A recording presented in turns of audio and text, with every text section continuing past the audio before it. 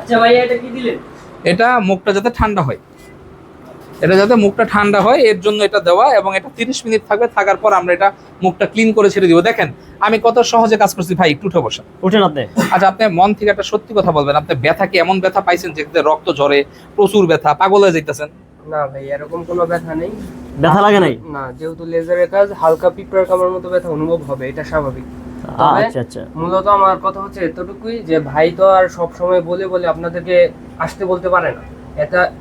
এতটুকুই আমার আশা আছে, যদি কারো বিশ্বাস থাকে যে হ্যাঁ ভাইয়ের কাছে গেলে এত এত লোক যাচ্ছে, তাদের উপকার হচ্ছে, আমার উপকার হবে, তাহলে সবাই আসতে পারে। আপনি কি চট্টগ্রাম থেকে আসছেন? জি ভাই। আর আরেকটা কথা, আমাদের সেশনের জন্য শিডিউল নিতে হয় না।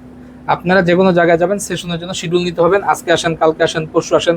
ও মাই গড, আপনি আচ্ছা ঠিক আছে দোকান বন্ধ, গেজি খাগড়াছড়ি বেড়াইতে, এরকম কিছু না। 2 মাস ওভার হবে, ফোন দিবেন না, সরাসরি হাউসে। আচ্ছা ভাই, চট্টগ্রাম তো লেজার সেন্টার ছিল, আপনি এত কষ্ট করে আবার ঢাকা আসলেন কেন ভাই? ভাইয়ের ভিডিও দেখছি, অনেকে আসছে এই জায়গায়, অনেকে অনেক কথা বলছে, ভাই ওদের কথার উপর বিশ্বাস করে ভাইয়েরে দেখলাম, ভাইয়ের সাথে কথা বললাম, ভাইয়ের উপর বিশ্বাস আসছে, তাই কাজ করতে আসছে। তারপরে দূর থেকে চলে আসছেন? জি ভাই। মেডিকেল বসুন,